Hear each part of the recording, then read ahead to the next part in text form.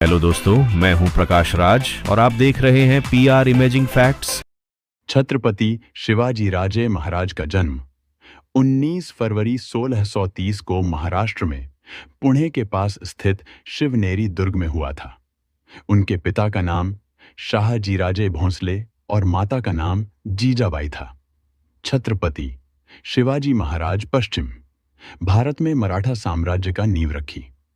उन्होंने मुगल साम्राज्य के शासक औरंगजेब को कई बार हराया और अपने साम्राज्य को बढ़ाए थे। साल 1674 में रायगढ़ में उनका राज्याभिषेक हुआ था।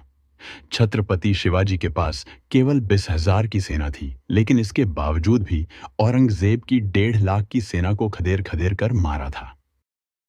अप्रैल 1680 को जब छत्रपति शिवाजी महाराज मृत्यु हुई थी, तो मृत्यु से पहले शिवाजी महाराज ने अपने बेटे छत्रपति संभाजी महाराज से कहा, मैं जीवित रहते सब कुछ किया जो मुगल साम्राज्य और औरंगजेब के अत्याचार को रोकने के लिए जरूरी था, और उन्होंने अपने शासनकाल में सुनिश्चित किया।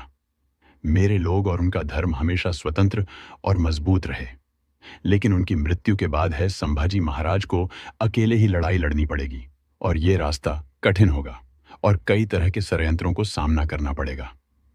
यह बात छत्रपति शिवाजी महाराज। इसके बाद क्षण कक्ष में मौजूद चिकित्सक से पूछते हैं कि अब मेरे पास कितना समय बचा है। इस सवाल से चिकित्सक खामोश हो जाते हैं। इस खामोशी से शिवाजी महाराज समझ जाते हैं कि अब मेरे पास समय नहीं बचा है, जल्द ही मृत्यु होने वाली है। तो शिवाजी महाराज ने अपने बेटे से कहा, इस लड़ाई में हमेशा औरंगजेब से सावधान रहना।